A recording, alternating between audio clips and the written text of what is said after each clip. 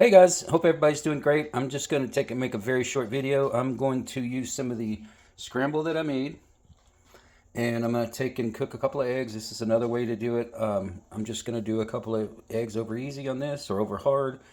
This is an old McClary round griddle from Canada.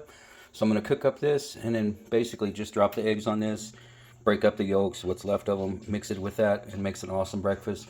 All right, guys, got 2 eggs on the griddle. It's up to temperature. It's cooking good. I know there's some people that's going to say, wow, look at the oil. But you know what? Oil's cheap. All right, guys, so this is what you end up with. You get your mix in there, and then you break this up, and the yolk will go in it if there's any that's not solid, which I tried to leave a little bit. I think I did leave a little. So that'll work out good. Yeah, there you go. That one was good. But the reason why I oiled it real good is because, look, there's nothing on that griddle at all. I dried it off. Now I can take and let it cool down and then put it back up. Y'all have a great day.